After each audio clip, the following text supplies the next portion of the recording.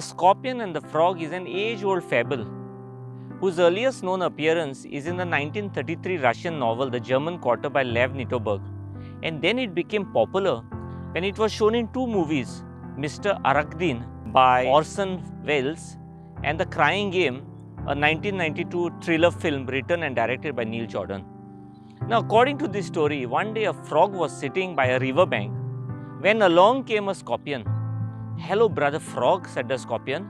"I wonder if you might be so kind as to give me a ride across the river on your back." The frog knew that the scorpion could not swim.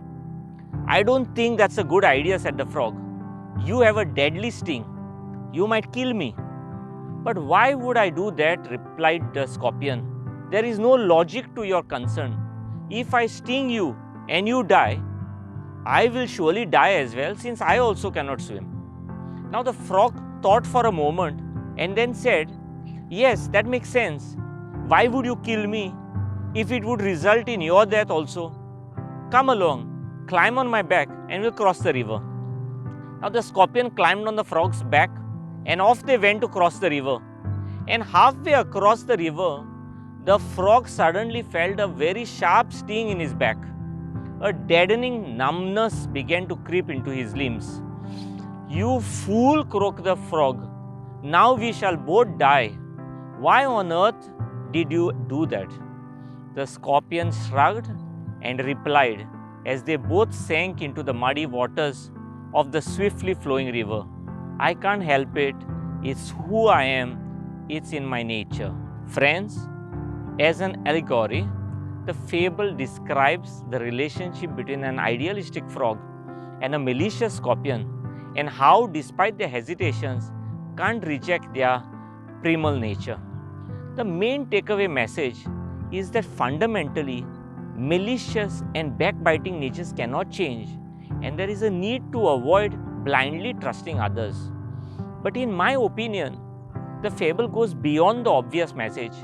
It invites us to think about ourselves more deeply, highlighting how we behave and the changes we might wish to make as we journey forward in life. While most people would sympathize with the frog and his generosity to help from the goodness of his heart, in my opinion, being a frog or a scorpion will both act as a self-sabotage to happiness and success. Conventional wisdom encourages you to think like the frog. Remember, what the frog forgot is that each individual, like the scorpion, is true to his or her unique nature. We need to be alert and be prepared for the inevitable. A smile, a few charming words, and a very temporary and misleading representation of who he was is all it took for the frog to let his guard down and ignore what he already knew the scorpion to be. When you see a creature that's clearly menacing and with destructive powers, protect yourself and don't allow persuasive words convince you to put yourself in danger.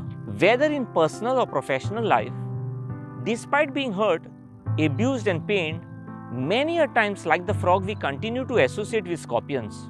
Some people, no matter how good they appear, it is in their nature to be destructive. You need to be alert and weed them out of your life. They will mess up with your career, your home, your marriage and your education. We really can't be mad at the scorpion for acting like a scorpion. It's in his nature. Instead, it's on us to do a better job of controlling what we let into our lives and who we spend our time and energy on. It's our job to pay more attention. A scorpion is a scorpion no matter what argument it makes or what the situation is. In the end, it's still a scorpion. Secondly, like the frog, I see youngsters being lured into pleasures in pursuit of happiness. We will be tempted with things that we know are wrong or just do not seem right. The philosophy, "I'll try it just once," or "a little bit won't hurt," the truth is, it will hurt eventually. Seemingly harmless at the first glance, they will eat into you as time progresses and kill you. The scorpion can come in various forms such as bad habits, bad associations, bad friends, pornography, smoking, gambling, alcohol abuse, drug abuse, etc. But if you do not identify them early on, they will take you down the road to oblivion. Friends, many a times we are like self-sabotaging scorpions. Over the years, I have met number of people who had all the talent and intelligence to make it to the top, but yet self-sabotage.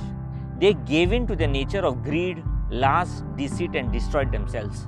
Even if we think maybe the scorpion was actually willing to let the frog live and was being truthful when he said that he wouldn't sting him, however, when it came down to the critical moment, he was unable to break free from his past ways, thus ensuring his doom and the doom of his companion frog. Now, this interpretation offers a much more sympathetic view of the scorpion, who is more of a slave to habit than deliberately malicious actor. But unlike the scorpion, man is not like the rest of the animal kingdom. He is a rational animal and has free will. The excuse, "it's my nature, I couldn't help it," or "I never meant it," is not a valid one. It's time to drop blaming our inborn behaviors and instead make rational choices based on facts of reality. Friends, getting in touch with your inner frog and inner scorpion is a good place in breaking your old maladaptive patterns and to make meaningful changes that are necessary to be happy and lead a purposeful life.